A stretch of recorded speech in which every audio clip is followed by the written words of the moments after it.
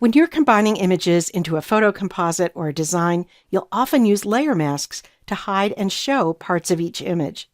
In this tutorial, you'll apply your basic layer masking skills to combine two photos into a simple, creative composite.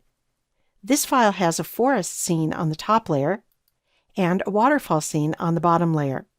We'll add a layer mask to the top layer that will hide part of the forest so we can see down through it to part of the waterfall below.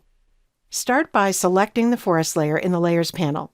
Then add a layer mask to that layer by going down to the bottom of the Layers panel and clicking the Add Layer Mask button. Here's the layer mask. Remember that on a layer mask, white reveals and black conceals the masked layer. This layer mask starts out all white, so it's revealing everything on the forest layer. Let's add some black by painting on this layer mask with a soft brush. Go over to the toolbar and select the brush tool. Set brush size and hardness here in the options bar.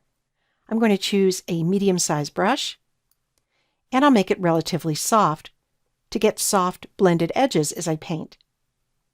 Now go down to the bottom of the toolbar to the foreground and background color boxes. Usually, when you have a layer mask thumbnail selected, as we do, you'll see white here in the foreground color box and black in the background color box. If you don't, press D on your keyboard to get that default color set up. Then press X on your keyboard to switch the foreground and background color boxes so that black is now the foreground color.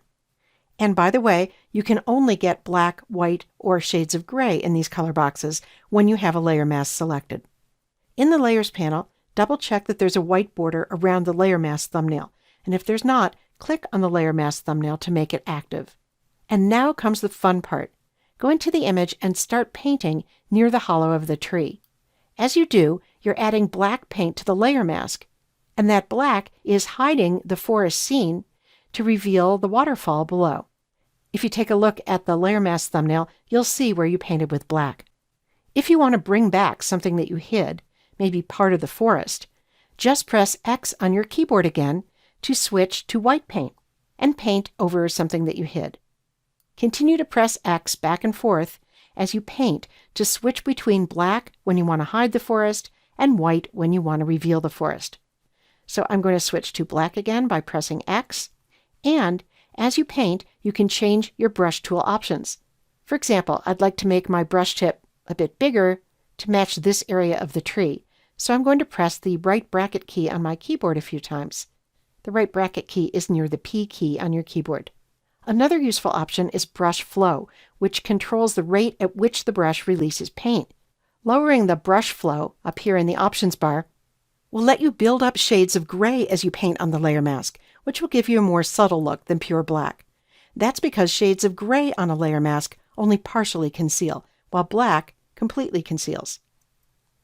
And I'll continue to paint, revealing more of the waterfall on the layer below the forest scene.